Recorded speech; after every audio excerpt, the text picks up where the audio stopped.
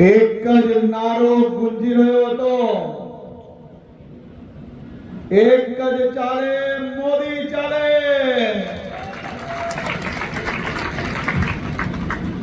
આ કિલોમીટરોની યાત્રામાં હજારો યુવાનો, મારી બહેનો, યાત્રામાં જોડાયેલા લોકો, કોઈક ઘરના આંગણે તો કોઈક દુકાને ખરીદી કરવા નીકળ્યા હોય તો ચારેય દિશામાં મોદી મોદી મોદી મોદી ચાલી રહ્યું હતું। અને એવા આજે આદિવાસી ગૌરવ સંમેલનમાં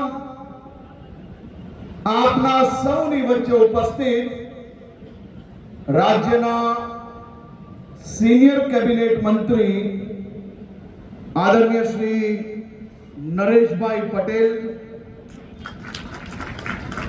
ક્યારેય એમને ઘૂસવા નતા લીધા। માનગઢ ડુંગર પર ગુરુ ગોવિંદના નેતૃત્વમાં 1500 જેટલા ભીલોએ સામી છાતીએ અંગ્રેજોની ગોળીઓ ઝીલી હતી અને જલિયાવાલા બાગ કરતા પણ ભયંકર નરસંહાર સાબરકાંઠાના પાલ ધડવાઓ ખાતે થયો, જ્યાં મારા 1200 આદિવાસી વીરોએ હસતા મુખે શહીદી વોરી હતી। અને એટલે અહીંની માટીમાં શૌર્ય, સમર્પણ અને પ્રકૃતિ પ્રેમની મહેક આવે છે। એવા મારા આદિવાસી સમાજના ગૌરવને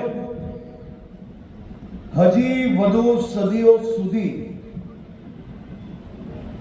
મારા પછીની પેઢીઓના યુવાનોને આદિવાસી સમાજનું ગૌરવ, આદિવાસી સમાજની દેશભક્તિ એ પેઢીઓ સુધી પહોંચે તે માટે આપણી નરેન્દ્રભાઈ મોદીની સરકાર દ્વારા એક પછી એક મહત્વના નિર્ણયો લેવામાં આવ્યા।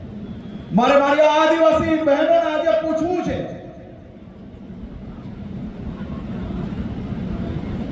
આ બધી મારી યુવાન બહેનો બેઠી છે ને,